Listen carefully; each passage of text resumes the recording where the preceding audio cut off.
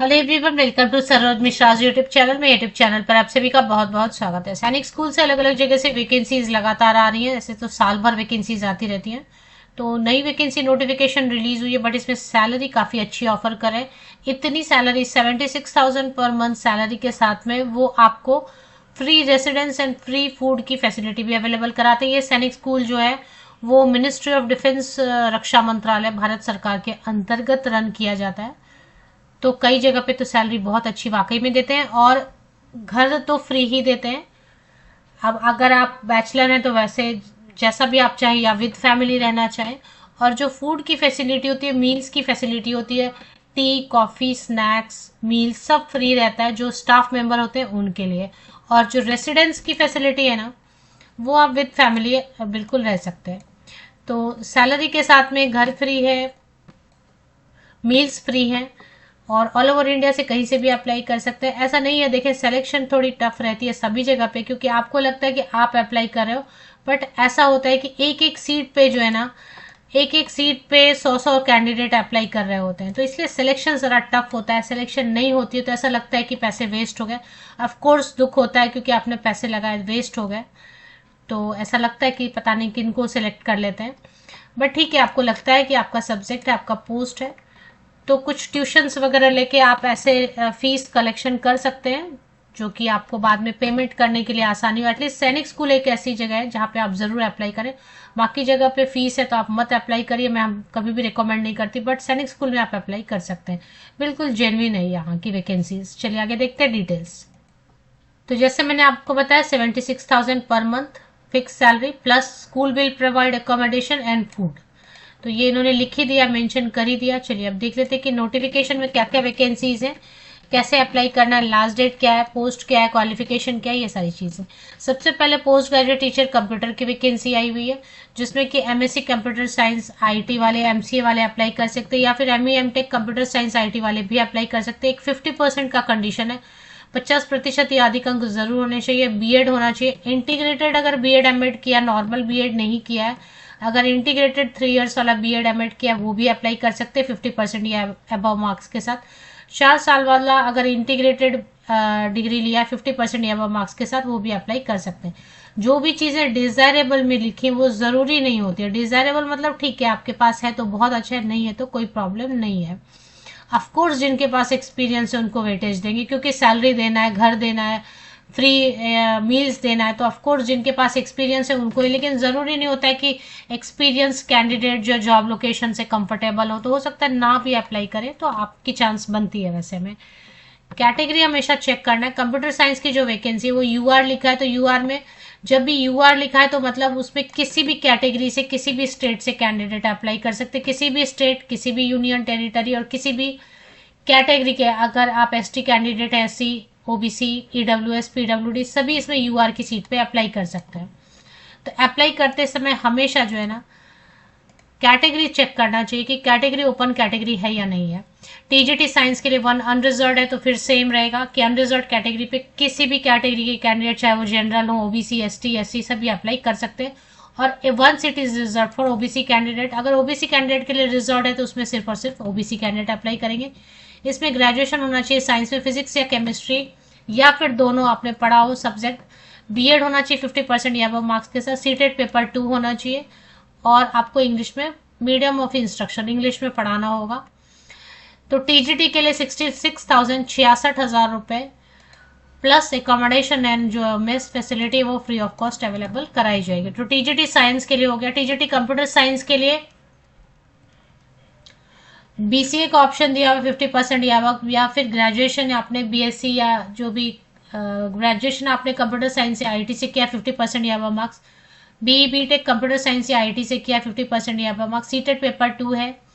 और अगर बैचलर है 50% या मार्क्स के साथ, या इंटीग्रेटेड आपने बीएड एमएड किया हुआ है, तो आप अप्लाई कर सकते हैं। 4 इयर्स वाला अगर इंटीग्रेटेड कोर्स करते हैं ना, बीएससी एड, बीएड, वो भी चलेगा। 66,000 per month, plus free residence, plus free meals. TGT English की वैकेंसी है, प्लस टीजीटी इंग्लिश के बाद में आर्ट एंड क्राफ्ट टीचर की वैकेंसी है। टीजीटी इंग्लिश यूआर लिखा है, मतलब किसी भी कैटेगरी से, जनरल वाले भी और रिजर्व कैटेगरी वाले अप्लाई कर सकते हैं। टीजीटी कंप्यूटर साइंस में भी यूआर लिखा है, मतलब अनरिजर्व, जनरल, ओपन कैटेगरी के साथ ही साथ रिजर्व कैटेगरी के सभी कैंडिडेट अप्लाई कर सकते हैं। टीजीटी इंग्लिश में भी unreserve category, open category, general, reserve category सभी अप्लाई कर सकते हैं। आर्ट एंड क्राफ्ट में भी यूआर लिखा हुआ है, तो इसमें सभी अप्लाई कर सकते हैं। इसमें बीएफए मतलब फाइन आर्ट से आपने अगर बैचलर डिग्री किया हुआ या फिर काफ़ी सारे डिप्लोमा वाले भी अप्लाई कर सकते हैं। Painting, sculpture, graphic art, craft, 5 years अगर डिप्लोमा किया या फिर आपने कोई भी ऐसी क्वालिफिकेशन बीएफए किया है तो भी अप्लाई कर सकते हैं।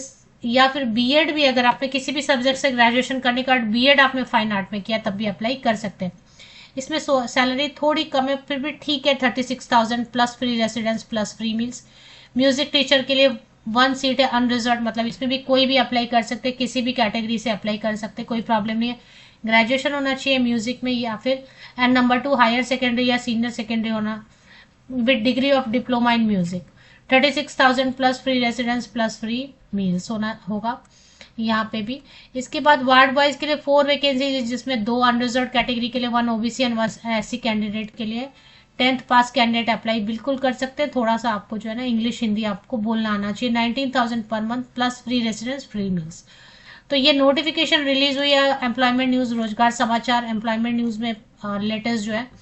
सैनिक स्कूल चित्तौड़गढ़ से, चित्तौड़गढ़ अगर बोले तो राजस्थान में, Bhilwara road, Chittorgarh, Rajasthan 312021 exact location के लिए आप पिन कोड डाल सकते हैं गूगल मैप पे।